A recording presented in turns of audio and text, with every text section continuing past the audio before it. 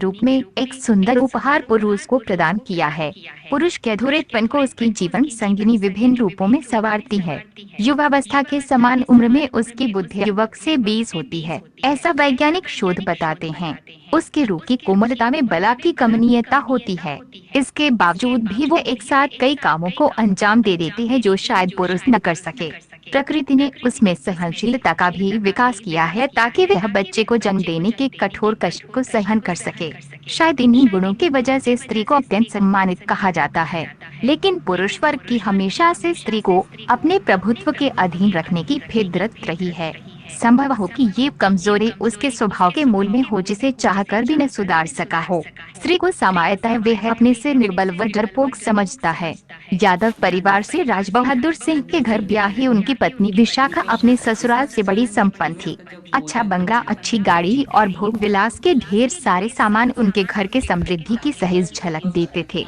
लेकिन पुरुष स्वभाववश राज अपनी पत्नी को सदा अपने रौब तले रखता। विशाखा राज के ताने रौब को सुनती, लेकिन उसका सहज स्वभाव जान बातों को अपने मन के अंदर न उतारती और घर के काम काज में व्यस्त और मस्त रहती। कभी कभी हंसी मजाक से घर के वातावरण को सकारात्मक ऊर्जा से भर देती। राज भी उसके स्वभाव से खुश रहता, लेकिन उनका रोबीला स्वभाव कभी कभी विशाखा के चेहरे पर अपना दस्तक दे जाता। चूँकि विशाखा राज के स्वभाव से परिचित थी, इस कारण उनकी बातों को गहराई से न ले सहज रूप से उसे टाल जाती, जिससे घर का वातावरण असहज न होता। इस समय कोरोना महामारी से दुनिया त्राही त्राही कर रही है। विश्व की सरकारें अपनी जनता के जीवन रक्षा के लिए पूरे जोर शोर से काम कर रही है और सरकार द्वारा रेड जोन में लोगों को घर से निकलने की मनाही की गई थी और पुलिस पर भी सख्ती से इस बात को जनता से पूरा करवाने की जिम्मेदारी थी। दूर दूर तक चौड़ी चौड़ी रोड व्यक्ति विहीन सुनी सुनी नजर आ रही थी। यदा कदा हॉर्न बजाती पुलिस की गाड़ी गुजर जाती।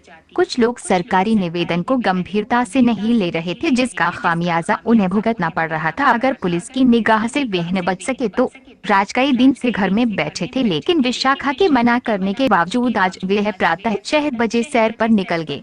सैर से लौटते समय करीब 7 बजे विशाखा ने जब फोन पर उनसे जानना चाहा कि कब लौटेंगे तो रुष्ट हो उन्होंने डांटा कि बार बार फोन न करे, हम कुछ समय बाद घर लौट आएंगे।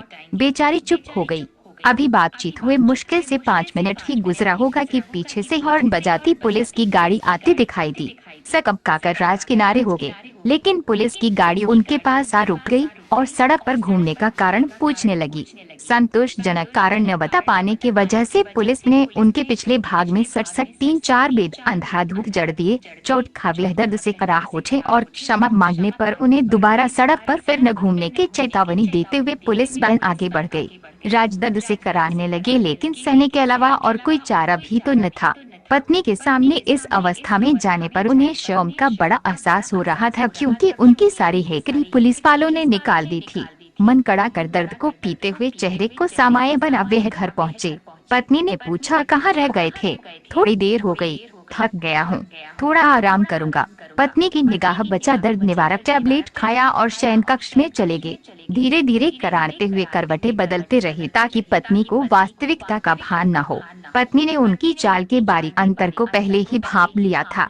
उसे ये आशंका हो रही थी कि कहीं पुलिस ने उन्हें मारा तो नहीं, लेकिन शालीनता वो मर्यादा वो सब समझते हुए भी बेचारी पत्नी राज के रौब के कारण उससे न कुछ पूछ सकती न क्रोध कर सकती थी, ताकि पति का सम्मान व घर की सुख शांति बनी रहे। हाँ, उसके बाद दूसरे दिन फिर राज सवेरे सैर पर न गए।